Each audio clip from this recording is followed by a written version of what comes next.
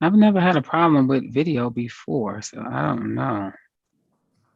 Okay, and then reminder, this is a live streamed meeting. The recording has begun.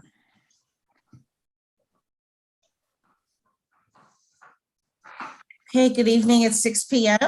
Let's begin. Welcome everyone to the 13th CAC meeting, the Community Advisory Committee of the Monitor. And we are joined this evening by our illustrious members who are ready, I hope, for a robust discussion. We're changing the format of this evening's meeting so that we are more focused as we move into year 3 of the monitorship. While we have this collection of city agency representatives from DYCD, DIFTA, the mayor's office, Nycha, the monitor team, HUD, FDNY, NYPD, and United Neighborhood Houses, and our illustrious representatives who are presidents of their respective resident developments. We really wanted to use this opportunity to just have a brain trust around the table or around the virtual room, if you will, to discuss some of the issues that keep coming up over and over when we speak to residents. We've all been on the calls, we've all been in meetings with residents, you've all heard the issues and the concerns. We can probably list them all, hundreds of them. But I decided this evening to just focus on 5 issues that we could, tackle in a discussion, and even that might be too ambitious for the evening. So we'll see how time goes. But I just wanted us to really take the opportunity to start to tackle one by one some of these issues, big and small, so that hopefully we can collectively come up with some recommendations for NYCHA to consider for potential solutions. So certainly this isn't intended to be a final set of recommendations this evening, merely a discussion to start brainstorming some thoughts on solutions, but I'm hoping everyone has their thinking caps on. I know this group is not a group of wallflowers, so please just jump in on the discussion. But first I wanted to turn it over to my colleague, Joe Jaffe, who's a senior executive leader on the NYCHA Monitor team. As you all know, and we've circulated to all of the CAC members, all of the stakeholders, including all of the resident development leaders, we issued the Monitor's 9th quarterly report today. So I don't know if you've had a chance to digest it yet. It's relatively brief yet dense, 20 pages. But I'm hoping, Joe, that you'll be able to talk about some of the highlights in this quarterly report, please. And, absolutely. Thank you. Please proceed. Asha, thank you very much. And to everybody, on behalf of Bart Schwartz, the Federal Monitor, I want to welcome you to tonight's CAC meeting. As you've already heard, Asha's put together a full agenda, and I know a lot of you have a lot of your own reports to discuss, so I'll try to be brief. As Asha just mentioned, we released the latest quarterly report today, and you know that these reports, we try to highlight issues that will ensure that the NYCHA community and other stakeholders are aware of what's going on and what's important. They include things we see that are working and headed in the right direction, and we see some challenges and new solutions, and some that may require more effort than by NYCHA and the rest of us together to overcome the problems. And as Asha suggested, I want to try to briefly cover some of them. But before I get to the report, there's some current important optimistic developments in city, state, and federal level, which may impact NYCHA in the right direction, hopefully. First, we'll have a new mayor and city hall administration taking over in January. And with a change in local government, maybe, and most likely, we can have new innovative ideas and fresh solutions, perhaps a little bit more push for money to improve the conditions for the NYCHA residents. Second, Governor Hochul started in August, and one of her initial announcements was her administration is going to prioritize improvement of the living conditions for NYCHA. Mr. Schwartz, the monitor, recently met with the new Lieutenant Governor, Brian Benjamin, who's also shown a great commitment to improving NYCHA, and we expect to have regular meetings with him as we go forward. And lastly, on the positive front, in terms of what we hope will happen, the federal infrastructure bill, which we know as the Build Back Better, is currently making its way, albeit slowly, through Congress. And while there have been bumps in the road to get the legislation passed, it seems fairly certain that Nycha and other public housing authorities will soon be receiving some substantial additions for capital funding. And we, Mr. Schwartz, want to make it clear that the monitor and his team stands ready to work with Nycha, take whatever full advantage we can of the opportunities, and ensure that there's an effective, available plan to put in place all the new resources. Most recently at Nycha, we've been continuing to work with the Nycha team on improving operations and to step up the quality of work coming from the operations division. Let me point out, and he asked me to emphasize, much has been done since the start of the monitorship to improve operations, but there are still too many systematic breakdowns and areas of unsatisfactory performance that we are all trying to address together. There are important operational accomplishments we can't overlook. The action plans were put together. The pillar and regular working groups are put together to implement the plans, and progress is going on. Nycha has taken vast strides at the better collection and use of data to drive decisions. The internal oversight 3 units that were set up are continuing their work. Meaningful steps have been taken to improve resident relations and relationships with resident leaders. I think the new CAC Memorandum of Understanding is one of the things that should be uppermost in your mind. And more generally, the monitor team and the federal stakeholders have been working collaboratively with Nycha to improve the ability to push not just beyond setting goals, but to do what needs to be done and to create an effective way and effective plans to implement that. And these are all noteworthy, and they are worthy steps forward. But there are some issues that require operations greater performance, some of which you will probably be discussing tonight.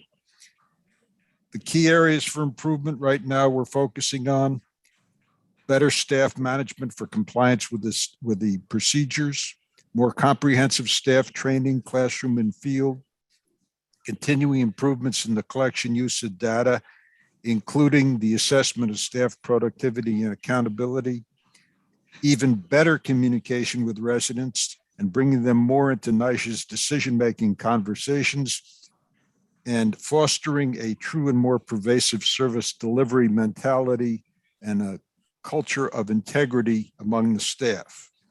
So what does this require? First, Nycha's operations have to improve the performance with the resources Nycha currently has, and that's difficult. It's very hard to work with less than you need. It's hard to push people beyond what they can possibly do and then expect them to do even more. What that means is, secondly, Nycha needs more operational funding to meet its HUD agreement obligations and to roll out the plan for a viable neighborhood model and make it a reality. Now, one thing all of you on this committee understand, but everybody listening should understand: capital funding, which is the new infrastructure bill that's now pending, and the money from the state, is limited and restricted.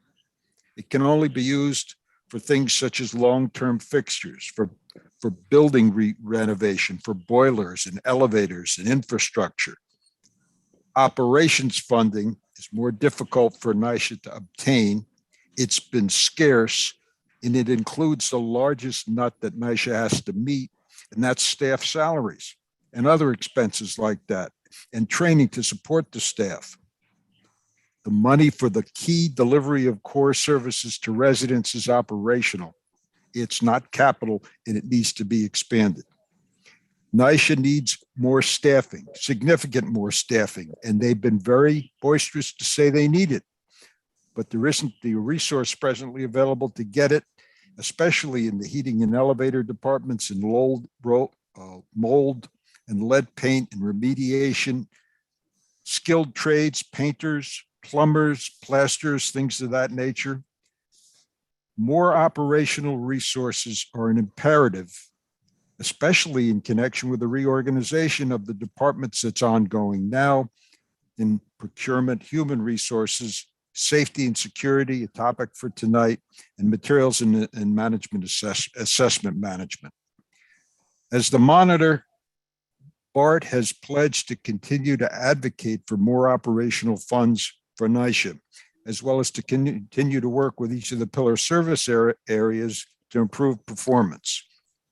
It's not for want of trying. Nycha is trying to make it better, but it can't do it without funds. Let's talk about some actions of note which were in the report. Nycha's elevator department, together with the monitor team and Nycha's environmental health and safety group, completed a successful pilot to improve elevator maintenance to reduce outages. There's a lessons learned from that pilot that are now being applied to other developments with poorly performing elevators.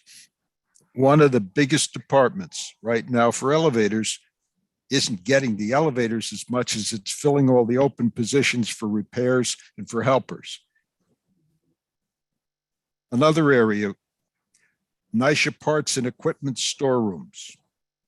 Part of the movement to make things local, where you don't have to go to one place and then go back to the place that you have to do the work. Over the past couple of months, the monitor heat team's been focusing on inspection of the heat department storerooms. Properly managed storerooms located across Nycha is essential to support heating maintenance, especially now that we're getting into the heating season. We found that the storerooms that were examined, most are inadequate. They lack proper inventory systems, they lack other control measures. And the bottom line is the heating department, to a large extent, doesn't really know where all the repair and equipment parts are, how to access them, and where to get them. And that's true for more than just the heating departments. This is not something Nycha is not dealing with. Nycha and its procurement unit are working on all the pillar service areas within Nycha to make sure there's proper storerooms moving down to the development level. Now, this is a monumental endeavor. It's going to take a long time to work out. It will not take part in a few weeks or a few months, but it's on track to go. Nycha, if you recall, committed to installing 8,000 door sweeps on the exterior development doors as part of the HUD agreement. These door sweeps, when installed properly, block mice, rats, and other pests from entry. It's an effective vermin and rat control device, pest measure device. Over the past 2 years, the operations division tried, and on a number of occasions, the operation for installation was poor and they were not properly installed. An examination of the sampling of these, and this is not good news, shows that almost half of what was installed was installed incorrectly, which means there's spaces left at the bottoms and the corners of the door, which means it doesn't work and vermin get in. In August, the waste department and the pest control unit took over the management of the project. And we're now seeing the installations are being accomplished much better. And if this type of operational failure can be cured, it will make sure that all the conditions that have to be rectified are going to be rectified, and it's going to improve and meet the HUD obligations. Throughout the summer and now into the fall, Nycha has been working on defining and drafting its plan to roll out the neighborhood model. This is the centerpiece of the reorganizational strategy. Eva and others can tell you a lot more about it, and I don't know if they'll share it tonight or in future times as the plan continues to roll. But we've been part of that planning along with HUD in the Southern District. And the core of the model is that authority and decision-making are being decentralized, pushed down throughout the boroughs, throughout the 4 boroughs, although there are 5, 2 are combined, and through the 30 new neighborhoods. Each neighborhood has between 3 and 4 contiguous developments. The idea, give control, as Eva will tell you, of the operations and effective management down to the developments where it can be much more effective. The way many view it used to be when there were a lot more people and Nycha was a lot more decentralized. With regard to lead, Nycha started its Tempo program last May to address and prioritize the lead abatement in the apartments where children under 6 live. This is part of the lead action plan, which was completed earlier this year under the HUD agreement. Program has been interrupted in the last couple of weeks as Nycha works on how it will comply with a new stricter lead standard that goes into effect starting on January 2022. The monitor team's been auditing the work of the Tempo program since work started in May. Results have been provided to Nycha so it can improve its performance. We and Nycha are pushing to make the modifications necessary for the new lead standards and get the Tempo program back on. There's real effort there by Nycha. On the mold updates, positive news, the roof ventilation project, which also includes interior duct cleaning, continues to go well. We've been reporting to you and report again that after a slow start, which wasn't helped in any means at all by the onset of COVID, Nycha's worked out most of these issues and onboarding sufficient vendors for work. The work is now scheduled to complete early spring of next year. People who are familiar with the project understand, and the experts say if the ventilation improves, the mold goes down, so it steps toward getting things better. In addition, we continue to monitor the mold inspections and see whether they're properly conducted. This started last April, and since that time, 600 mold inspections appear to be deficient, and they've been referred to Nycha's compliance department, who've been conducting more in-depth investigations and taking appropriate action and discipline to retain the staff. I want to emphasize to you, while there are problems, as there will always be until there's adequate funds to be able to properly staff, Nycha is making a terrific effort to bring the quality of service up to the goals that it's setting in both its transformation plan and in the implementation plan. And we look forward to continued work with them together to make this all work. And I asked, Mr. Schwartz asked that I please once again, Asha, to thank you, the other monitor team members, the Nycha employees, but especially the CAC members for the work that you continue to do. That's my report, Asha. Joe, thank you so much for that thorough report and for giving us an update on the monitor's 9th quarterly report. It's good to hear all the progress being made on the pillar issues.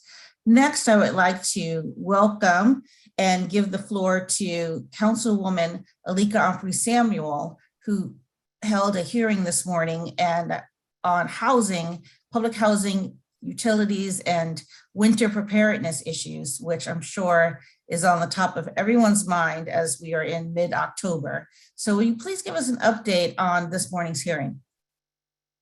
Good evening, everyone, and thank you, Asha, for this opportunity. So the Public Housing Committee, we held a hearing this morning, but I just wanted to shed light and just provide you with some takeaways. I would, ask that you on your own time go back and look at the video because there was a lot of information that came out. It was a 2.5-hour hearing, but I just want to provide you with some highlights. And I'll go more into the heat and hot water issues than I will with the gas and electricity outages, because we could be here all night talking about gas outages and electrical outages. But we were able to get to a bit of an understanding as to how we could possibly be helpful and streamline the process, because clearly it's really about bureaucracy and paperwork when it comes to the gas issues. And when it comes to the electrical outages related to elevators not working, there are ongoing conversations between Nycha and Con Ed, as well as National Grid. And so I was happy to hear that. So there'll be brighter days ahead. So with that, as this group is well aware, heating is one of the major pillars of the agreement with Nycha and HUD. And today's hearing was to analyze benchmarks and progress of the heating action plan, which was executed in January of 2020. Nycha's testimony at today's hearing was optimistic. It was reported that heat restoration time has improved significantly, and the total number of outages have decreased as well. There were 1,224 outages in the 2018-2019 heating season, and 819 outages in the 2019 and 2020 season. And this last 2020-21 season, the outages were down to 584. So you can see the decrease over time. And we believe that the decrease in outages is attributed to a number of elements, including but not limited to creating a schedule of annual preventive maintenance inspections of the heating equipment, planned maintenance scheduled during the warmer days, and establishing a situation room to coordinate resources and focusing on expediting service restoration. And so there were also these proactive daily calls and enhancing staff and implementing a 24/7 heat desk. And so if you remember, we had a hearing some 2 years ago, 3 years ago, when, you know, the front page of the Daily News, everyone is out of heat right now. And so you can clearly see that there has been some improvement with the process. And so again, those outages and complaints are down significantly. The heat action plan created a heat desk, which would monitor heating metrics 24 hours a day and dispatch appropriate staff to correct deficiencies during the heat season. And in accordance with the HUD agreement, Nycha is presently required to restore all outages within an average of 12 hours, with 85% of outages having to be resolved within 24 hours. Nycha reports that they met the requirement by resolving 92% of the total outages within 12 hours. And further, only one outage lasted longer than 24 hours, with no outages exceeding 48 hours. And so this is a 52% reduction in heat outages. And from what we can hear, it's clearly marked improvement. And honestly speaking, you know, just taking calls from constituents and just going out and speaking to my Nycha residents, you do feel the sense of the complaints being significantly decreased. But the ones that are, the complaints that we do get, honestly, are related to something that's, related to infrastructure, like real piping issues, and not necessarily the overall system and the overall development, but those individual apartments. And so although Nycha has reported excellent progress in response to a very troubled heating record, many residents continue to report having very cold apartments. Consideration has been made to the fact that many residents aren't yet used to the Energy Performance Contract Program, which uses automatic control sensors to maintain temperatures of 72 to 73 degrees. Buildings that have been historically overheated required a high level of resident education regarding the new policy. And notwithstanding, there continues to be a very glaring disconnect between the development's heating plants and the residents' comfort and reporting of the actual heating temperatures. The Energy Performance Contract Program is projected to be a cost saver and a safety measure. Last year, Nycha invested over $300 million at 70 developments by installing a building management system and apartment temperature sensors at 47 developments. Nycha can monitor building temperatures and heating and hot water systems in real time. However, many residents indicate that sensors are not distributed or positioned adequately. Residents report that using an oven or an additional space heater in one unit can trigger the system to power off permanently, prematurely, as other units that aren't producing extra or added heat will remain cold. Thus, a system that is supposed to be even to even out the heating experience is not achieving its intended goal. And so, whereas you will hear and see all of these systematic changes, but in the individual departments, clearly education is a big piece of it. But then also just that part of where the sensors are placed may not be communicated effectively from the residents to the actual management offices. or I would say to the higher ups at 250 Broadway, wherever you are, because there's that little disconnect where things look good on paper, but those individual apartments still may have issues that will cause an overall power being shut off just because a space heater triggered it. So the second instance I wanted to bring to your attention, reported by residents of Brownsville houses specifically, there's a report that their system doesn't provide the correct temperature reading. Improper readings cannot signal sufficient heat. The addition of other deficiencies, such as a faulty radiator valve and or old windows that lack insulation. And this came out in the Ferentino houses situation, where there were these major improvements to Ferentino houses where they have brand new boilers. But because the windows are old, because they still have infrastructure issues in the building, the individual apartments, the families still feel cold, even though they have brand new boilers. And so it was pointed out during today's hearing that this lack of coordination of capital projects can result in literally throwing money out of the window. That's what we discussed today during the hearing. That's literally throwing money out the window. So these narratives were posed to Nycha during today's hearing, and we're eager to await a remedy to this. And it always goes back to the need for more funding. And when we get all these, $40 billion into the city, is going to solve all of the problems. But if you're not making like overall decisions on, if you're looking at Ferentino Plaza and you're going to put in new boilers, does it make sense to do windows at the same time? And if you don't have the money, how can you make that happen? So, it just begs to question again, are decisions being made in a way that just really makes sense? So today's examination of the factors that have contributed to the persistent heat and hot water, along with service restoration times at numerous Nycha developments, turned out to be a very productive conversation. The benchmarks laid out in Nycha's approved action plan are realistic from what they're saying, and many are moving ahead of schedule, even with COVID. So together with my colleagues in government, we will continue to seek to identify challenges, remedies, and hold Nycha to moral and legal obligations.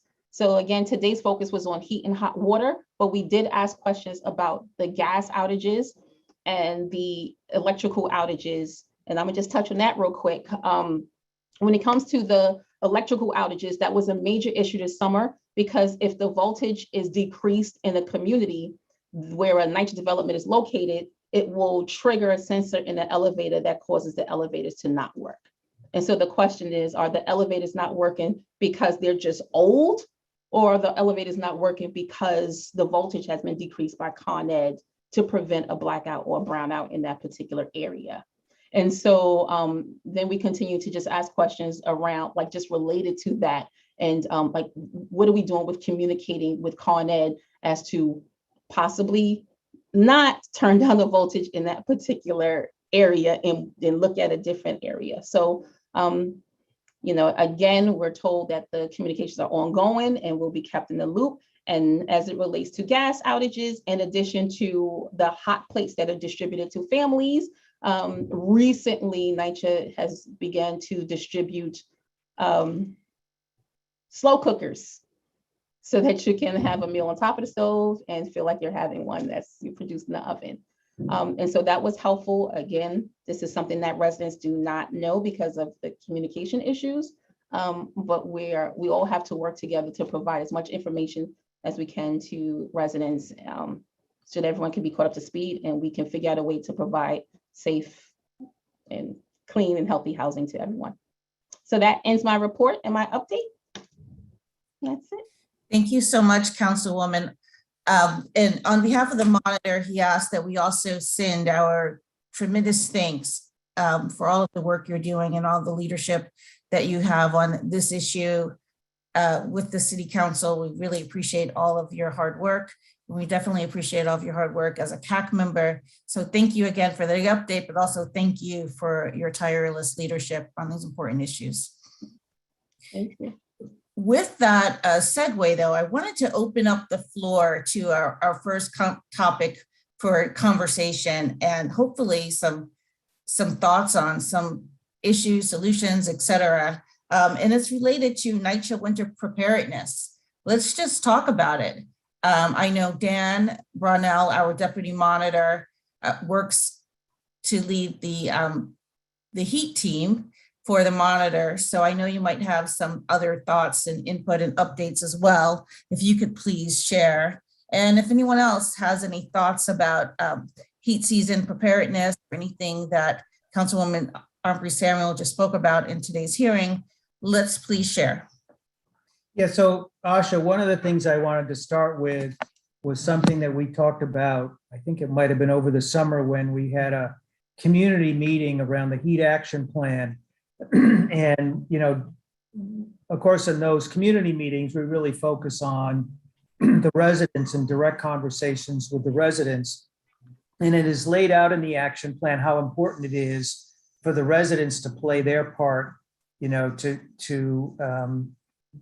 in working to improve heating services. And the biggest thing, of course, and it isn't only true for heat, but for anything, is when, you know, something's not working, when they see something that NYCHA needs to correct, to call the CCC and make a complaint. That's always critical. It's fine to call or, you know, somebody else, or send an email to somebody else and complain. But unless the complaint is made immediately to NYCHA, then NYCHA really isn't in a position to do anything about it, because they won't necessarily know about it. So we always encourage residents to make complaints, because that's the first step in getting things solved. With regard to preparedness, you know, last summer with COVID and other things, the monitor team really didn't have much of a field presence. And of course it was COVID, so there wasn't much you could do anyway. And so we really relied, which worked to a great extent, on environmental health and safety's heat team, who did a terrific job. And they were out in the boiler rooms, and, you know, some of us would go out with them so that we got a sense of what conditions were. This summer, it's been a very different circumstance, in that Turner and Townsend, one of the subject matter experts on the monitor team, has been out. We also picked up someone who had been a long time NYCHA employee, including in the heat department, who's really an expert in not only heating, but NYCHA heating. So we just have a much better sense of what the conditions are in the boiler rooms. And of course, heating isn't, you know, it isn't just the boilers that have to be cared for, it's the other equipment around the boilers and the distribution systems. So we've been doing that, and HUD has been very involved this summer as well. And, you know, while we're the monitor and we're not NYCHA and we're not NYCHA consultants, we really, I think, worked much more with them. I won't say collaborative, because that's not really what we should be doing. But in terms of when we see things, especially things that aren't working, to get that information to the right people in HMSD, NYCHA's heat department, so that they can take corrective action as soon as possible. Obviously, the Ida, the storm that came through at the very end of August, was kind of a, first of all, it's tragic, of course, because so many people died in the city. But in terms of heating, the Bronx got hit really hard. 17 boiler rooms flooded to some extent, which of course completely kind of undid all the preventive maintenance work that had been done over the summer. And then unfortunately in September, there was some illness with some pretty high level supervisors in the heat department, which just made matters worse. Thank God they're all fine and back to work now. So, this kind of set the heat department back to some extent as we start the heating season.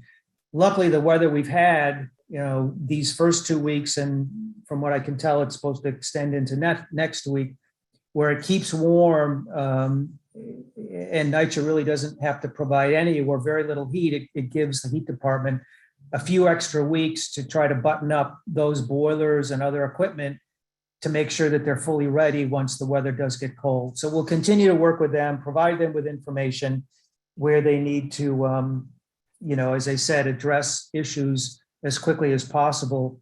And one of the things that we definitely want to focus on more this year than last year are the issues with units not getting enough heat, which we know is a real problem. And so in addition to more field staff, we have more data analytics. Nycha is also doing a bit of this, so we can really try to identify those units that clearly have chronic insufficient heat problems so that a root cause investigation can be done to see what it will take to, and it's always distribution, of course, what it will take in the distribution system to improve it so that there's better heat supplied to those residents. So that's just my quick update, Asha. Dan, you have two questions that came to mind while you were talking, and I'll open the floor. Others have questions or comments as well. And you might not know, so perhaps someone else on the call or someone could come back to it. But as you were talking, I was just wondering, do you know if Nycha used summer to really test all the boilers and equipment to make sure that we're ready for winter? I think, as I said, some of them, I don't know that all of them were ready to be tested. The vast majority were. Again, because of, some of the things that I mentioned, they may not all have been ready to do that. I know, and we get regular reports from them. In fact, we have a meeting this Thursday to go over that. So we'll get an update. So I know that they're working quickly to get that done. And as I said, one of the things that we're doing, and I'm not going to name any developments, but those developments where we can clearly see that not all the boilers have been completely what they call overhauled, we provide that information to make sure, and Nycha, to a large extent has it, but just to ensure that nothing sort of slips through the cracks. We asked that question during today's hearing, and from what we were told, all of the developments had some level of an inspection or check.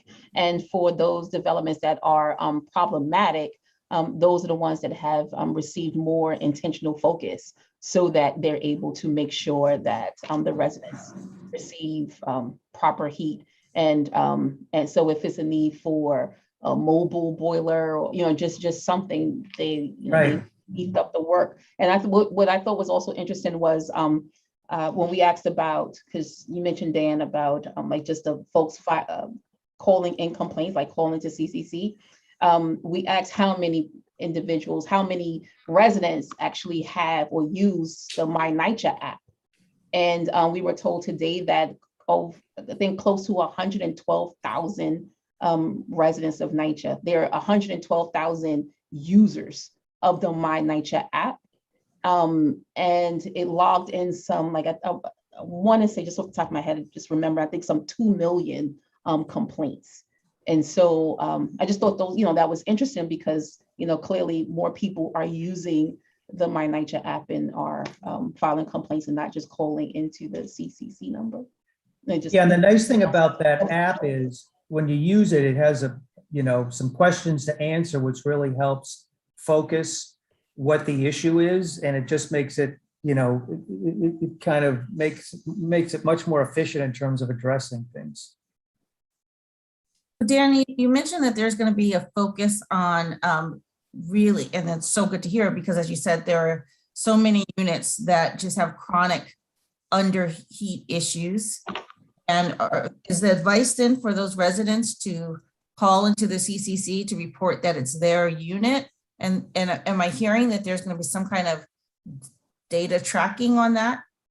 Yeah, so, and I know Eva knows a good bit about this as well. So there's kind of, to simplify things a little bit, the two main sources of data, so to speak, are, the biggest one is complaints by residents that are called in, to the CCC, whether it's a call, an actual phone call, or using the app, the Nycha app or whatever. And then the other one is what they call the BMS data, which, council members spoke about with regard to the system that has been installed. I don't even have the number. It's somewhere probably between 44 and 50 developments at this point.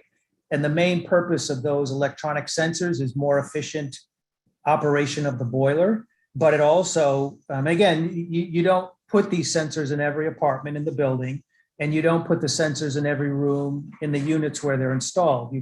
You try to place them kind of centrally so that it'll take kind of the most accurate ambient temperature in the apartment.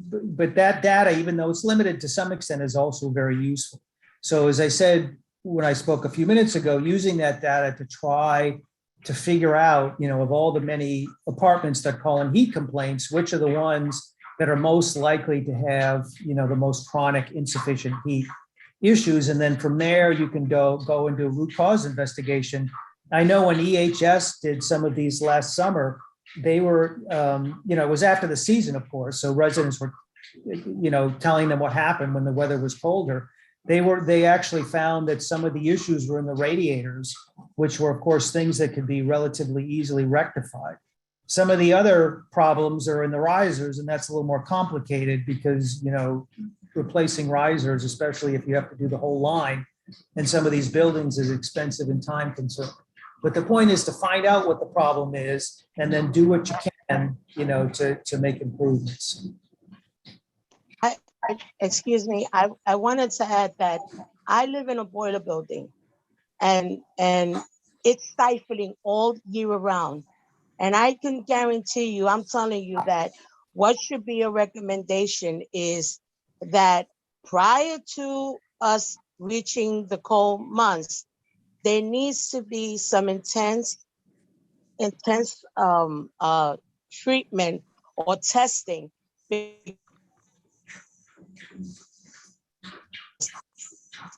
Ms. Lozano, we lost you. I've been to apartment. Unfortunately, Ms. Lozano, you started cutting out, but I think we heard the thrust of your concern. Just like there's cold units, there's overly hot units as well. I don't know if there was any discussion about that this morning or if any work. And then as the work order, that condition. Ms. you're cutting in and out. We're gonna. I'm sorry. The work orders. Our connection's not working. We're going to mute, but if someone could speak to her concern, please.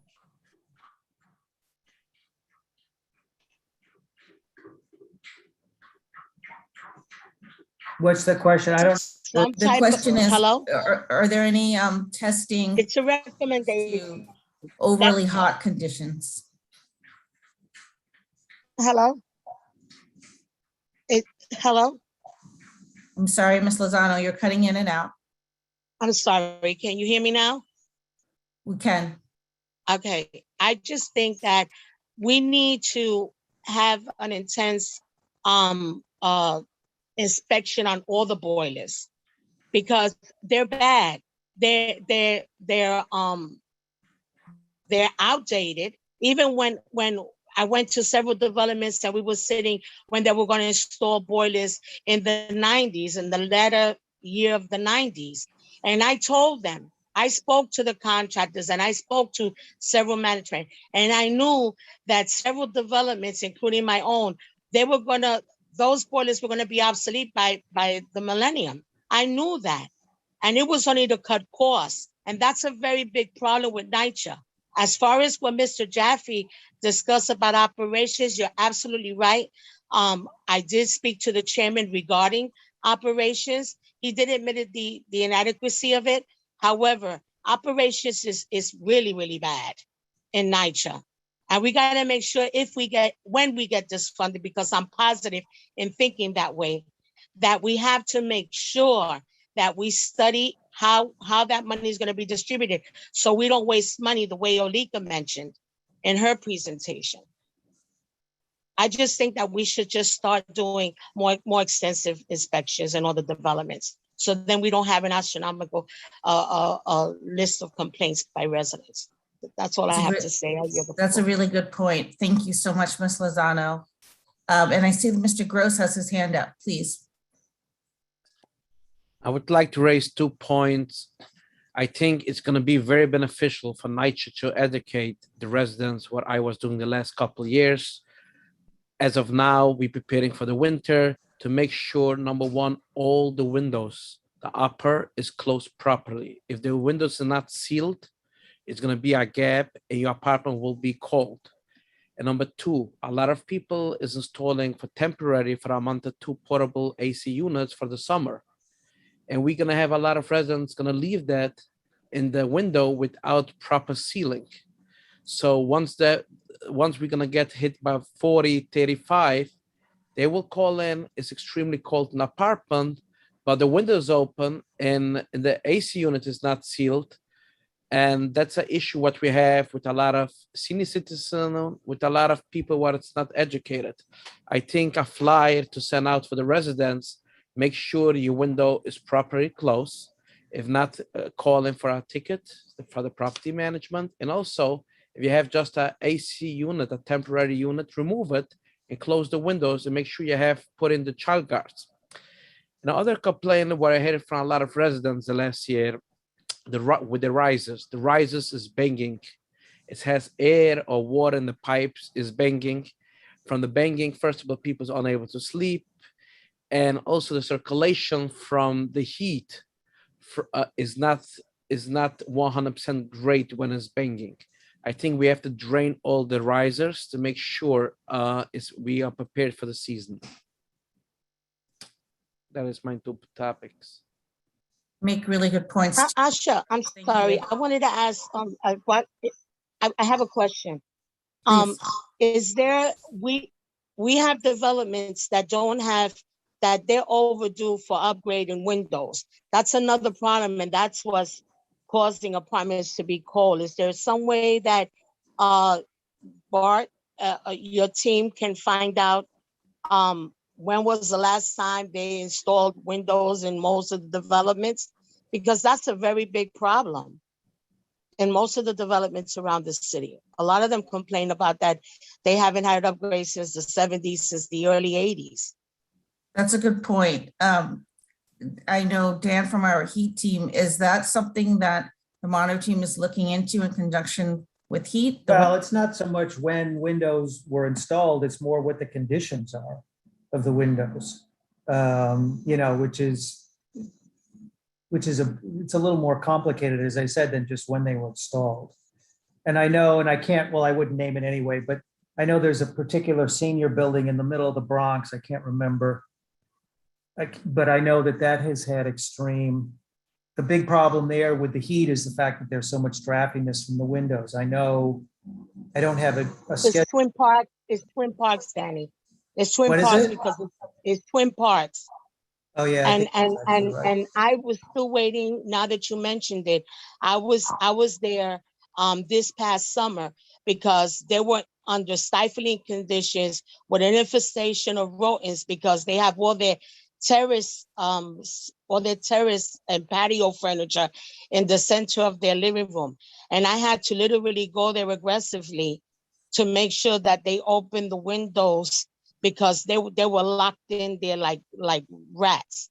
And now that we're in the inclement weather coming up, now I'm concerned because the regional and the borough had reassured me that they were going to look into finding a solution so those residents wouldn't be cold, because as we stand now, they're going to be dealing with the heaters and they're paying light and gas, which is a very big problem to me, that they're paying light and gas because they're all on fixed incomes.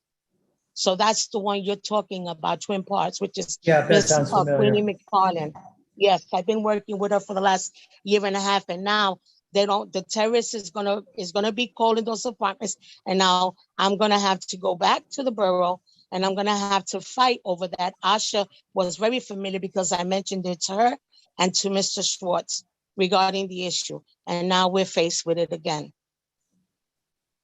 Thank you so much for highlighting that, Ms. Lozado. And so it sounds like we've actually kind of in this discussion hit upon a couple of key recommendations that are themes that I'm hearing. One, it's good to hear that both City Council and the monitor is really kind of putting a flashlight on this issue to highlight it and to find some more answers and seek accountability. So thank you for those updates, and I'm glad to hear that that work will continue. Two, it sounds like some progress has been made and that the numbers outages have decreased tremendously, which is of course encouraging, unless of course you're one of the units that is experiencing cold conditions or overheating conditions, as Ms. Lozano points out. It sounds like a recommendation to make sure that inspections continue for both the new boilers, old boilers, for quality concerns, both for underperformance and overperformance are issues, as well as making sure, another recommendation sounds like came out of this discussion, is making, even in that winter preparedness, checking the pipes, the water in the pipes. It may contribute to blockages, or banging is also an issue. And then it sounds like making sure that residents are getting adequate education on what they can do, and even including making sure windows are well sealed and air conditioning units are appropriately handled for the winter months, and understanding the reduced range of acceptable heat and all of the things that the sensors are doing. It seems like an education campaign around that issue might have some value. And it sounds like the fact that so many residents are connected to the My Nycha app might be a good way of also fostering some of that communication. So I'm hearing lots of good things. I'm sure the ideas will continue. We could talk about this topic, of course, all night, but just in the interest of trying to get as much of the discussion on the table, I'd like to move us to the next topic, which is elected official funding and tracing those funds. One of the issues that we heard early on from both Councilwoman Alika Ampry-Samuel and our former Staten Island representative, Mr. Reed Williams, is a lot of times you'll have resident leaders who can identify a particular problem that the development needs. They'll go to Nycha. Nycha says, we don't have the funds, go to your elected official. These leaders and advocates go to the elected officials, actually get an agreement and a commitment to funds, and then the money gets to Nycha, and then they don't see the fruition of the projects, or they take many, many years, or they don't have updates, et cetera, et cetera. So that cycle is something we've heard throughout the city, throughout the developments. And it's something that Nycha has looked into, and we wanted to continue to shine a flashlight on that issue. One point that my colleague, and maybe you could speak more about it, pointed out, Ms. Edna Wells Handy, is that the Parks Department has a pretty good tracker system. So maybe Edna, you could tell us more about what you've seen there, what you were thinking. Sure, thank you, Asha. And let me thank everyone for joining us. So we're no strangers to this question of where does the money go? And it was raised early on in the CAC's existence. And so the goal is now to really find out what happens in city council or other discretionary funds. There's an interest in it by Katie Brennan, by Eva Trimble, because everyone recognizes that this is something that could be done. And if we could do this, it would be just a wonderful collaborative effort that brings together residents, leadership, and the monitorship. So the Parks Tracker is what everyone recognizes as something that is very accessible to the individuals. It's something that gives the transparency that we all want in government. We've talked about this internally, and I know there's interest externally. We've met with people in academia, particularly Town and Gown, and they're ready to lend us some student support on this. So I think the timing is right for us to really come up with a transparent, accessible, and current, because we do receive reports. So it's not that their reports are not out there. The reports are there. The question is, how can we make them more accessible and usable? So with that, I'd open it up to Katie and to Eva to kind of talk about where have they been on this and how we might go forward in doing this. Thank you, Edna and Asha. So we have started a conversation by reaching out to the Parks Department to meet with them to learn about their tracker and their system My understanding is that they've already reached out to other agencies as well, that it, the parks is held up as a model for how to present this information, and the web system is very usable to the public and elected officials alike. So we don't want to recreate the wheel if there's already a perfectly good system out there. This is good timing. I know it's something we've talked about for a long time, but over the past year, our capital division has done a lot of work to streamline the elected official funding. I know they've met with city council multiple times to talk about the various pots of funds and try to align as much as possible to make, disparate pots of funds productive in new ways and reallocate if needed. The truth is, if you have a great system, but you have, garbage data, you're still going to get garbage out. So we really want to make sure that the data going into the system is cleaned and helpful. And I think we're at that point on the back end data. So now time to meet with the Parks Department, understand their system, and see what we can do to build something out. So this is something that's in progress. And as soon as we hear back from Parks, and we will schedule a meeting with CAC members as well in order to kind of kick this off as a project. But we'd love to see this happen this year. Well, this year being great. this coming 8 months or so of the CAC. Oh, good. That's great news. Katie, did you want to weigh in?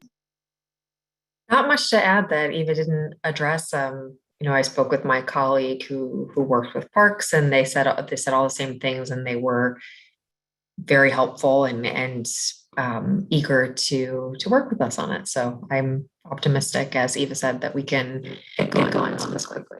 It's a great idea. And thank you for releasing it. So Asha, if I may, so it's better in government to know you're going to need money sooner rather than later. So the question would become one of, is there a price tag to that, to what we're trying to do? And if so, can we get the ballpark so we can start working on assisting and getting funding for it? Absolutely. I've asked that same question. It's one of the questions we want to ask parks as well, because it really depends on what platform they use to build it out and what our capacity is to replicate that platform here at Nycha. So we are looking at that as part of our 2022 budget request. We do have this on our list for technology projects. So just a reminder, NYCHA's fiscal year is on a calendar year basis. So right now, all the departments at NYCHA, we are working on our 2022 budget requests and working together with IT. I did flag this as a transformation plan project for the 2022 budget. So while we don't have a number, it's on the list as a need, and hopefully we can get that call with the Parks Department going and be able to better estimate a number for the 2022 budget. That's great. And let me just bring in the council member, because you too raised this early on in terms of the tracking. Is there any, it's going to sound redundant, but is there any city council funding for a tracker? I would immediately say no. Okay. And I say that because, we just spend so much money on the various allocations for projects within our districts, right? And I'll just use one as an example. In 2018, we were very excited about a boxing gym in Van Dyke, and I was quoted $1 million would be needed for this boxing gym. And at the end of 2020, going into 2021, I was told that now the cost would be $10 million. And we had to find $10 million because I said we need this project to happen and to move. And because it's design build is with DDC, we know there's something that can happen quickly now. But a project going from 1 million to 10 million, just in the course of 4 years, if we don't turn these projects over quickly, the costs increase significantly. And so, we can have a tracker, and that will track, clearly, people, it'll be transparent and they'll know what's supposed to be happening. But at the same time, I think we should also have conversations with the state. I know the public trust was a conversation, but a piece of that is related to the procurement process, right? Because that's another thing that causes a lot of delays in the projects happening, is the procurement process, the rules with the city, and just getting projects off the ground. And then when we talk about prioritizing projects, stuff that is just straight HUD or federal or even the state gets prioritized over a city project.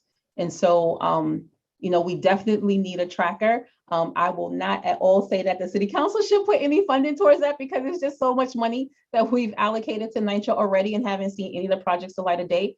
But it's also political too, because some legacy projects move forward based on who's leaving, in election years. So. But we had to ask. Did I say no? I wasn't sure if I said that. Well, I thought I heard a maybe.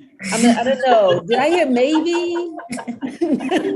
But something else comes to mind as you were speaking, Councilwoman, and that's, where can we put some rules around the timing?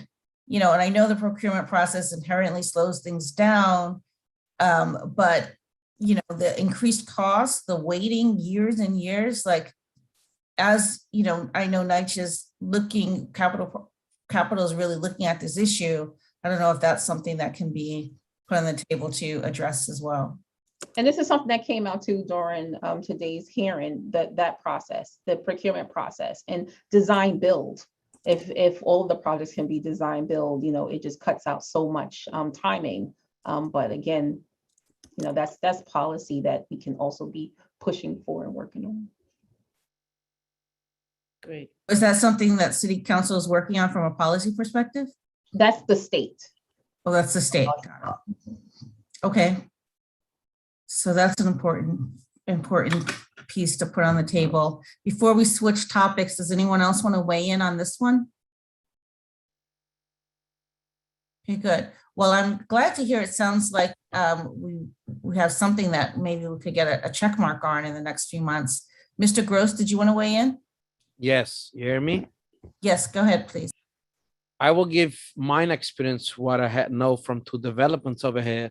We was getting city council funding for a playground upgrade. And after a year, they say, oh, Nycha need the money emergency. They removed the money for Williams Plaza. They took it for a different development. And then we have an Independence Tower story. Climate Street was a lot of broken sidewalks, extremely broken. Assemblyman Lenthal, I think, pledged $5 million for Independence Towers to renovate the sidewalk. It's been by 7-8 years, nothing happened with them, nothing happened. So my recommendation is, because most of the money what a Pacific Nycha development gets is because tenants, residents council, they're working hours after hours, running to the elected officials, bringing them down, showing the condition, let's say playgrounds or repavement. And once the funding is allocated, it starts sleeping. So what I'm thinking, my recommendation will be, if we receiving funding from city or state, in the 30 days, I think the manager, the local property manager, tenant association with the RAM or the borough should come to the table, try to make a plan, and probably 60, 90 days, it should go out for a bid. And in 6 months from the money is allocated, it should go really to process. If it's a new playground, we should see people's coming out and redoing the type playground. There should be a process. You got the money, start using it, put it into action. That will be my recommendation. That way, everybody will benefit, the residents, and also any elected officials who's giving money for a specific development for playgrounds or for cameras, and the elected official was seeing, we using it right away, they will give more funding for their development, more funding for Nycha. Elected official will allocate, let's say, $1 million for cameras and just sleeping is a safety for the residents. And the elected official will not be so happy to give more funding because the money is sleeping. I think it will benefit everybody if we have a time frame when every single penny who is from city or state was allocated to a specific development has to be in progress. That's a really good point, Mr. Gross. Excellent point. Excellent point. Excellent point. Just like HUD money, if you don't use it, you lose it. And so if the same was for city funding, we would see, completed projects all the time. So excellent point. But that's a policy thing that's Yeah. we should do something. Yeah, so those are important to highlight though. They sounds like a tracker where there could be just more transparency is critical, and also so that everyone has more insight into the process and where it's going, and the timing element to really track the timing. But perhaps if there could be policy or rules or just even internal NYCHA expectations around timing for when projects get started, it's critical. And then of course, though, there are the additional hurdles of procurement and design build, distinctions, et cetera. So those are all great things to highlight. And again, I'm going to move on to the next topic, but if any ideas or comments, it doesn't mean that we can't revisit this discussion, but thank you guys for weighing in on that. And then the next issue that I wanted to talk about tonight is it's something that we've also been talking about for many months. And I see JT Falcone on from United Neighborhood Houses, and that's really, and I've heard some of the concerns from DIFTA and DYCD as well, that sometimes community centers are operating in NYCHA and they have a problem and they have to call the CCC number, which is the best way to get through, and wait in line behind everyone else. And as we all know, there's long backlogs, but yet you might have 30 students getting ready to start a class or something and the floor is flooded, or seniors that can't use the facility. So how great it would be if there was just a designated number or something that community center directors can call and make sure that their issues get more urgent attention, but that also on the other side, whoever is answering the phone has the authority to really help make that happen. So often the person answering can't really do anything and it's still left to the whim of so many other parties involved. So how to just streamline that whole process so that the information gets escalated and the concerns can get addressed in a timely manner. That's something I just want to put on the table to just talk through, particularly now. I know that there's so much work being done at NYCHA to look at, work order reform, et cetera, look at the CCC and its effectiveness. So maybe this is a ripe issue to bring to NYCHA. JT, did you want to weigh in more on that? Yeah, thank you, Asha. I appreciate the opportunity. So I'm JT Falcone. I work with an organization called United Neighborhood Houses, which represents 40 settlement houses in New York City. And many of our settlement houses run social services out of NYCHA developments, senior centers, early childhood education, cornerstone programs. And I would love to make just a loving slight amendment to what you were saying, Asha. I think that our members are not looking for priority access to CCC so much as we understand that there are different needs and different priorities. So for example, in the instance where there are 30 children waiting for programming, there's a certain temperature threshold that would mean that the provider is unable to open their program. And that is not necessarily the same temperature threshold that would trigger an automatic high priority response from NYCHA in the event that a residential unit was lacking heat, right? So for us, it's about aligning what the requirements are for these centers with other city agencies and making sure that NYCHA has those differences on the radar. It also would be really helpful to have a separate line just because the way that that conversation goes is different. So for example, if I'm a community center operator and I call the standard line right now, I don't necessarily get an operator that understands I'm calling from a community center. So some of the questions that they're asking me might not make sense, like unit number or the contact.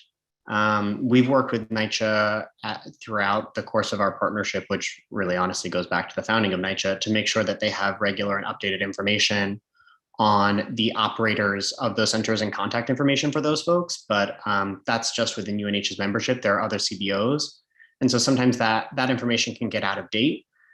So making sure, I mean, in my mind, it would be making sure that when a community center operator calls Nycha to report a repair need, that the person on the other end of the line understands they're talking to a community center, has a database in front of them where they could know who the point of contact is, because it's not necessarily the person calling. That might be the childcare frontline worker who's calling in, but it really should go through the director, who's going to be the person on point if the repair has multiple follow-up needs. And then it also, I think, would be really helpful for DFTA, DYCD, DOE, whichever the contracting agency is, to be looped into that request. Right now, the way that usually works in our members' experience is that they're responsible on their end for tracking repair requests and submitting that not only to NYCHA, but then also back to their contracting agency, so that everyone's on the same page. And that really just creates a situation where there's information that's not streamlined. So the more that we could systematize that and make that true across the board for folks, such that there's one report that triggers an alert to DYCD, DFTA, DOE, whichever the contracting agency is for that space, as well as to NYCHA at the same time, I think that would make life for community center operators much easier, and also help us to save any wasted resources that go throwing things back and forth. I am seeing nods from the people that work at DYCD and DFTA. That makes me feel confident in what I just said, but if anyone doesn't like that, I'm happy to hear other thoughts. Agnes, do you want to weigh in, please? Sure. As you know, the Department for the Aging has about 300 senior center sites, and a little bit more than 100 are located at NYCHA locations. And we do have an escalation process whereby the provider, if they have a persistent and or serious facility issues such as a leak or flood or sewage backup that is persistent, that doesn't get resolved when they call in a ticket, or or it's recurring, it's a leak that happens every time it rains or every time the pipe is leaky and is not fixed, they will then email me and send me the background, the pictures, and I have a NYCHA contact whereby I will send an email to that person and say, this is the situation, could you please take care of this? My question is, oftentimes I don't hear back as to what they do after they take my information. I oftentimes needed to go back to the provider and say, did they get back to you, or is this being fixed? And other times I would be confused as to whether this is even the right place to bring up the issue, because I have heard responses such as, well, I can't tell the development staff what to do. Now, if the person that I escalate the issue to can't tell the development staff what to do, then I certainly won't know what the solution is. And if I'm bringing the wrong issue to my contact person, I need to know what issues they can address. And so that I would then be able to triage appropriately. Those are really good points. Eva, did you want to weigh in? Yes, thank you to both Agnes and JT for raising those issues.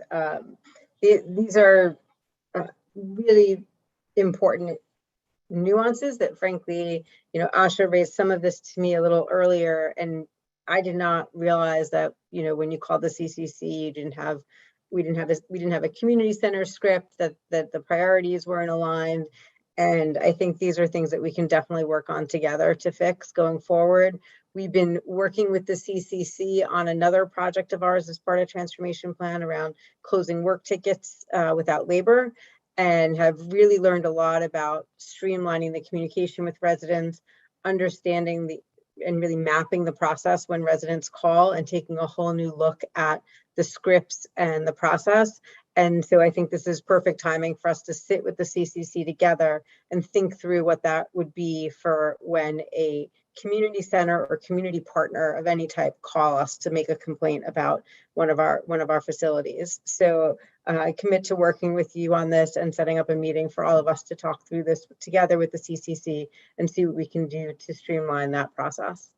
Oh, that's perfect. So maybe we could just set up a little subgroup, work on this and then report back. JT, did you want to say something more on it, or we'll we'll discuss it directly. Yeah, we can discuss directly. I wanted to lift up Agnes's word there. I think triage is so important here, and I think for us on our end, a lot of our members have really appreciated the efforts that DYCD, DIFTA, DOE have gone above and beyond, and also shout out to the council member for the work to make sure that DIFTA also had the resources to have this, right? And so I think all of the people are in place, and I appreciate Eva's commitment to just sitting down at a meeting together, because I think figuring out that script is something that we can do, and would be more than happy to tap our membership base so that we can help give exact examples of what those priorities are and where the challenges come up. Is this a different conversation from that whole work group that was going on with the contracted agencies around who is responsible for the repairs and how those repairs have been communicated, and supposed to be some kind of agreement that was being worked on? Is that a different conversation or similar? Katie? Asha, thank you. I was just saying, can I jump the line? Thank you, council member. So I can give a little teaser right now, but we have been working. My name is Katie Brennan. For those who don't know, I work for Deputy Mayor Bean, and we've been working with OMB and DIFTA and UNH and Nycha and others to work this out. And I am optimistic that we are very close and are really in agreement on roles and responsibilities. And I'm hoping it's the furthest we've ever gotten in this conversation, and that hopefully we'll have something we can share with everybody soon in terms of agreements and the spaces to make this work better for everyone. Oh, good. I'm glad to hear the city's working on this issue. Oh, just so you know, a work group would be amazing to keep track, like just to figure out what's happening here, because I worked on this when I worked at Nycha. I want to throw that out there. Some years ago. Hey, JT. Coming. It's really coming. Finish line. Okay. Daryl, I was hoping you could weigh in from the DYCD perspective, please. Yeah, so from the DYCD perspective, I just want to concur with JT, Agnes. Let's group it into two different items: small ticket items, which our center directors activate directly. We know about them because they send them to us. We put them into a spreadsheet. We're not tracking it. If it goes too long without being repaired or addressed, then they'll contact us, and then we'll activate with our Nycha contact to figure out what's going on and try to track down where things are. Big ticket items, we have to authorize payment for those directly. So we, of course, folks notice the background. We have a amount of funding in our budget that Nycha can tap into to make the big ticket item repairs, but to do so, we have to authorize that item. So we may have a gym floor in Bronx River that just got destroyed because of Hurricane Ida. Nycha has to go through their procurement process, let us know what the amount's going to be. We get it approved with OMB, and then Nycha can start the work. I think the parks capital project tracker is brilliant. I don't know how it applies to non-capital items like this. Like maybe there is a layer of large items that we can track separately for community centers. But again, I think that's a conversation that Nycha and parks and whether the resources are there to do such a tracking system. We thought about it at one point, and I think things slowed down because of trying to figure out how to connect with the Nycha tracking system, how to group community centers separately. But I would love to be part of a work group to talk about that. Okay, good. You're on the working group. So we'll work on this issue because it seems like it could be targeted, but something that will provide a lot of relief for the community centers. Okay, great. And then the last issue that I wanted to discuss tonight is actually so big. I know we don't have enough time to really flesh it out, but at least we could begin the discussion, and that's focusing on some of the safety and security concerns, particularly while we still have the representatives from FDNY and NYPD. I wanted to put those issues on the table. We've talked a lot about it. We know that it's an ongoing concern. We know that doors are broken for a variety of reasons. Sometimes even FDNY gets the bad rap that, they broke a door when they were trying to enter for some emergency. We know that there are some people who are residents and non-residents who break doors on purpose to have, access, sometimes for illicit reasons, sometimes simply because they don't have a key. Multiple root causes that can be tackled to address the ongoing door issues. Stronger doors are, something that's always discussed. And then there are, the related concerns with keys and key access, fire department having keys and key access, which is an issue that we talked about early on in the CAC's formation, and that I know there's been a lot of progress on that issue. Then of course, NYPD has the tireless and thankless job, but it's, an important one, and they continue to be there, continue to do verticals, et cetera. So I just want to put the safety and security issue just on the table, just to begin to touch it. And we'll pick it up again at our next meeting.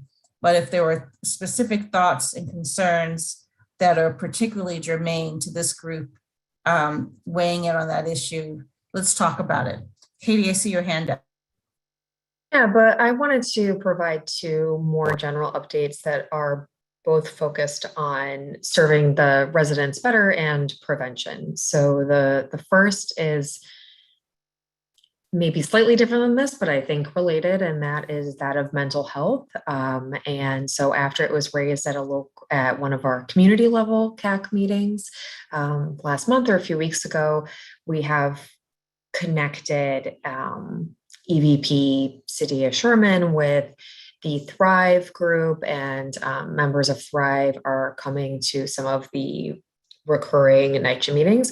So Thrive is the initiative that was started by the First Lady, Shalane McRae, and it is providing mental health services and access. And, I think there's been some connection in the past, but we're going to make that a lot more robust, particularly in light of some of the tragic things that have occurred with our young people at Nycha. And so we're going to very deliberately and get out these resources that are available for mental health and have that be an ongoing relationship. Katie, I'm glad you touched on this important issue, because it is something I did want us to address, particularly as we had our last community meeting, and we've talked about the importance of additional support and social services for the Nycha community. And then there are city resources like Thrive that perhaps the bridge can be more tightly connected. So I'm glad to hear this work. Can you say more about what Thrive does or would do potentially in the Nycha community? I don't have a ton of specific details today, but I do know that there's a whole range of things, everything from, I think getting social supports and mental health, and whether that's counseling or therapy, to things involving when there's serious mental health issues and what that means for people that are your family members that you live with, and et cetera. And so there's a whole variety of ways that it's going to intersect, but there is kind of an office of mental health now services. And so there's going to be a much more robust conversation going forward, and ensuring that anybody who would like to be connected to mental health services could do so. And it's been a really stressful time for everybody the past couple of years. And so I think now more than ever, that's really important. You hit it on the head. It's super critical. And Eva, I know that the working groups at Nycha have added this important issue to your list of things that you're looking at. Will you say more, please? I may actually turn this over to Nancy if she's interested in talking a little more. She's been working with our resident-led lease enforcement group to talk about some of these resources, both in our own house at Nycha through our family partnerships program, as well as with Thrive. Nancy, do you want to talk any more about it?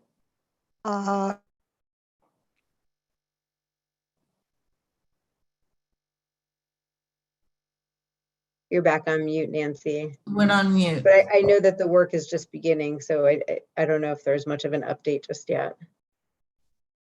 This is so important. Let's put it on our agenda for the next CAC as well to get an update. Can you Nancy? hear me now? Mhm. Go ahead. Okay, so we've had 2 meetings already on this initiative. And so in today's meeting, we came up with a plan of maybe doing roundtables at at developments, and also targeting the senior buildings, doing something like a mental health training, where we would get people who have been trained to go and do some mental health training and some sessions. But because it's so complex and there are so many layers to mental health, we discussed maybe doing it in maybe like 3 sessions of maybe 2.5 hours, and incorporate some role playing based on some instances where people have actually witnessed or experienced, so that it kind of hits home a little bit more, but at the same time, it's letting people know how very real it is. And we want to be able to bring it to as many Nycha campuses as possible, including the NYPD mental health training staff as well. So that's where we're at right now. It's good to hear that there's work being done in this important area. And we certainly will dig into this more, please, next time, as you make progress on this issue and there's more updates. We hear another update from the city, please. I wanted to turn to Deputy Chief Michael Kerwin from FDNY to weigh in our last few minutes too on safety and security issues or social service and mental health issues as well. If I can, that was really my aside update. Can I give my safety update? Oh, I please. promise I'll just be a moment. And I just wanted to make sure that everyone was updated on our work with FDNY, which is the mayor's office and MOCJ and FDNY has launched the Joint Collaborative, and it's an initiative where they review individual shootings and acts of violence every week with the goal of identifying actions that they can take to be preventative and anti-violence work, particularly in areas where they've seen kind of recurring issues. And when this is on or around NYCHA, we are involving NYCHA, and there's starting to be connections with the map sites and the other good work that's happening there. And the folks that are leading the Joint Collaborative couldn't join us this evening, but they would really like to make sure that there's a way that they can hear from and reflect the residents and community voice and ideas and what issues there are and actions that need to be taken so that they can co-create public safety together. Anything that they residents see as gaps in terms of programming, services, supports, and if there's ideas about the best way to make sure that that type of information is prioritized. There's individual one-offs, but they don't want to be reactive. They really would like to be proactive as much as possible. So that's really it. I just wanted to put that on the table and so people can think about ideas of how to best engage. Yeah, no, and proactive is key. Thank you for that critical update. Michael? So Asha, I know we spoke briefly and there was concern about rooftop access and putting some sort of barrier on the roof. So the fire code does require rooftop access and also a rooftop access landing. So that is so that the fire department can access roofs. Now this applies to roofs that are 100 feet or less. So a barrier or a fence is permitted. However, it's going to have to be designed so that the building can still be laddered, and also firefighters can also step onto an area. And then within that area, there'll have to be a gate that will provide access to the roof. So that gate can be locked with the lock that's uses a key that the fire department that firefighters will carry. It could also be we could also use bolt cutters to also cut it. So that's something that should be considered. There is a potential to request a variance for that, and then our rooftop unit could then explore that along with Nycha. So I'm hearing two things. One, sufficient barriers so long as there's a gate access. And two, if buildings are taller than 100 feet, so probably like taller than 10 stories, then that access concern isn't there, but those higher buildings could have taller barriers potentially. Yeah, that's correct. So any building that's over 100 feet would not have to meet this requirement, right? This part of the fire code. It's in Chapter 5 of the fire code. So all those high-rise buildings. A high-rise building is it used to be 100 feet. Now it's 75. But according to the code, buildings over 100 feet, you could put any sort of fence line, obstruction. However, in those buildings, so there has been instances where firefighters have been lowered down via a rope from the roof. So even though it's not in the code, it's something that you probably would want to loop us in with, as far as what you're possibly planning or designing. We might have some suggestions regarding that. Thank you for that update, because I know that was something that come up in our last community meeting about increased safeguards on roofs to hopefully be a deterrent for suicide by that avenue.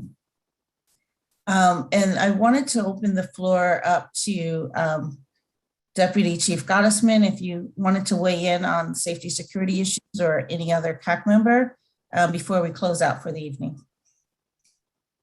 Yeah, thanks, Asha. I have to make my remarks brief. I really didn't want to, but we are out of time. Historically, Nycha has had a very disproportionate amount of violence.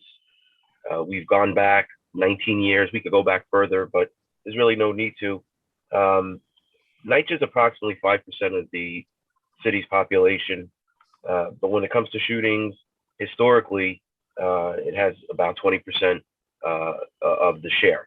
To say it another way, per capita, a person is 4 times more likely to be the victim of a shooting on or in a Nycha development than anywhere else in the city when you break it down by population, and that's disturbing. Homicides, the numbers are similar, and other violence. So with that, those disturbing numbers, what, if anything, is NYPD doing to increase their security presence for Nycha? It goes beyond security presence. Security, we have a housing bureau dedicated to public housing. When you look at geography, public housing is about 1.2% of the footprint of the city of New York. That's quite small. When you layer that number on top of violence, it jumps from 4 times more likely to 17 times more likely when you look at 2-dimensional geography. I know some of the buildings are quite tall, but the city has many tall buildings in it that are private. So we have a dedicated housing bureau. We have resources that no other residential community in the city has. Transit has its own bureau, but that's a whole separate system. That's a whole separate world. Public housing exists next to and among private housing. We're neighbors with folks that are not part of the public housing community, but still are in and around public housing. And we don't see the violence per se, just a few blocks off that we see in public housing. Despite the efforts, these trends, these numbers continue. They ebb and flow here and there. This particular year, violent crime is down in public housing, but nobody's celebrating because we're comparing it to last year, which was a record-breaking year for violence, unfortunately, in public housing and the rest of the city. So that dip, that ebb, so to speak, isn't celebrated. We're still seeing some very disturbing numbers. It usually goes back to drugs. It usually goes back to gang affiliation or rivalries between gangs. If you go a block or two off of public housing and you start looking at the violence numbers, while they tend to diminish, the violence is somehow linked back to the development that's a few blocks away. The numbers I'm giving you are just on the development itself, not a block away, not across the street at the grocery that everybody frequents. That wouldn't count because it's across the street. Yet we know it is connected to the public housing development. For statistical reasons, the crime doesn't count, but we treat it as if it is part of that development because the victim often either lives or is affiliated with the development. The perpetrator oftentimes is, and even if they don't reside on the development grounds, they could be part of a crew that has its origins in the development. It's historical. It really is. And when we debrief violent gang members who are willing to talk to us, sometimes we find out that they don't even understand what the beef is even about. They just know historically that the group that they're part of has always been at war with the group of the victim. And that's why they went ahead and committed an act of violence on that person. It's senseless. Oftentimes, it's difficult to wrap our heads around when you hear the narrative as to why, and also known as the motive. It's very shocking. There's never really a justification for violence. I think most of us could agree to that, right? There's better ways to settle disputes, but every once in a while, you can at least point and say, okay, that's the reason. When you get to these gangs, when you get to people insulting one another, looking at one another, someone stepped on somebody's feet or sneakers or disrespected them, it's completely, a person cannot accept that the reaction should be pull out a gun and start shooting randomly. Maybe you'll hit your target, maybe you'll hit somebody else, and maybe you'll hit nobody. We get that as well. Those are all potential. And you hit another important point though about just the long-term trauma, fear, safety concerns, economic issues, access, all of those things. There's so many root causes that are unfortunately much too layered for us to even begin to discuss, much less address tonight. But let's keep the conversation going so that we could hopefully continue to work on some specific issues surrounding safety and security, and hopefully come up with at least some small things that we can do as a collective to work together on these issues. So with that, I see 2 hands raised. I want to be sensitive to the fact that we're at the end of our dedicated hour and a half, but I did want to turn to Agnes and Mr. Gross, if you wanted to just close us out with any final brief comments. Sure. I have a quick question for my FDNY and my Nycha colleagues, which is who is supposed to hold a certificate, an S95 certificate on site? Is it supposed to be a Nycha employee? Is it supposed to be a senior center employee? Because recently, this is the first time that I heard from my provider that they were asked by Nycha to go and take the S95 test. And this poor senior center employee went down to take the test several times, couldn't pass it. So it had to do with sprinkler systems, which they have no knowledge of and they are not responsible for maintaining. Is opposed to the certification where you need to know about evacuation and fire drill. Is not that certification. The S95 certification has to do with sprinkler system in the building, which they have no knowledge of. So I just want to know who's supposed to hold that certification. Okay, I don't know who has to hold that either. Who raised that question? Did you receive a violation for that? I believe so. There was a violation, and I think the violation needs to be cleared in order for that development to be converted to RAG. And Nycha came to my provider in June and told them that they have to study, go and pass the test. The senior center staff went several times to take the test, study, took the test, couldn't pass the test, went down multiple times. So when I looked up the test and the study material, I'm beginning to doubt if this is even appropriate for the senior center staff to take. Agnes, I'm happy to follow up and look more into that. I'll check in with our security team as well as our violations unit to figure out the protocol there. I'll follow up with you separately on that.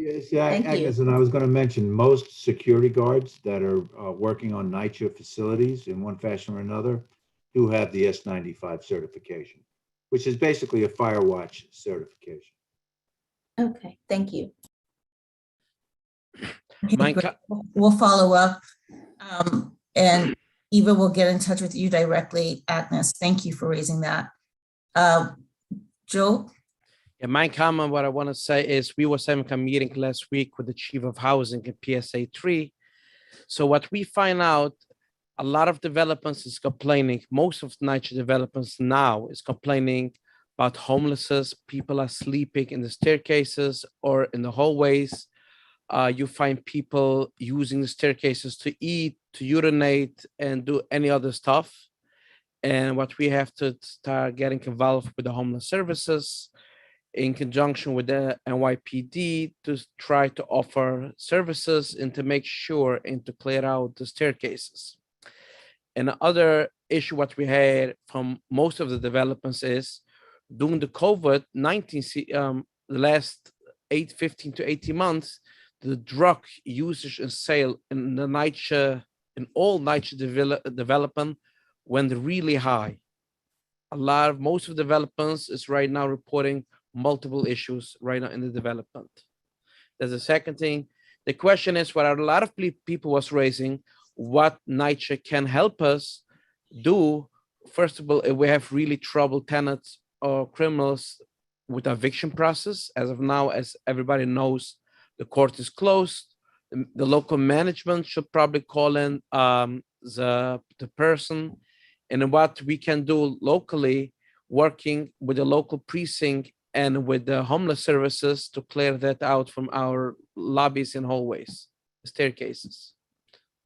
Okay, I'll shoot that question over to you, Deputy Chief Gottesman or Eva, to weigh in and what is being done with regard to the homeless population in Nycha, and then the flip side with tenants that are causing increased concern. Well, we having a new chief of security that's just started, and we'll be preparing security assessments for every property. I think we should discuss with him and his team as far as next steps, make sure that residents know to call 311 for the homeless services team that will come out and deal with street homeless, and our stair halls in a way should be considered among that. And so I think we can better coordinate with DHS and our new safety and security team. Happy to follow up offline on that as far as next steps. It's good to hear there's new leadership and new initiatives being worked on. Perfect. Well, that's a good moment to close our meeting. Thank you all for a robust discussion on so many important issues. And we will kind of continue this format for our next CAC meeting, which is in December. Floretta, can you give us the date of the next meeting? And then in the interim, as you all know, we, go ahead, Floretta. December 14th. Okay, great. So we will, 6 p.m., December 14th, we will have this final meeting of 2021 virtually. So we'll see you all on Zoom. Thank you. And thank you to our audience who've joined us on YouTube. Please continue to be engaged and to reach out to the monitor directly. As you know, this particular format is less interactive with community than our other formats, the community meeting that we have and the pillar themed town halls that we've held this past year. But we will continue that open dialogue. And of course, you can always reach us by phone or email anytime. We welcome thoughts, ideas, and communication with the monitor team. Thank you again to all of our CAC members. We really appreciate you all and your hard work. We know this is volunteer service late in the evening, but you've all been great with rolling up your sleeves and doing the hard work together. So thank you. With that, I want to just turn it over to Joe Jaffe or Dan Burnell to say any parting words.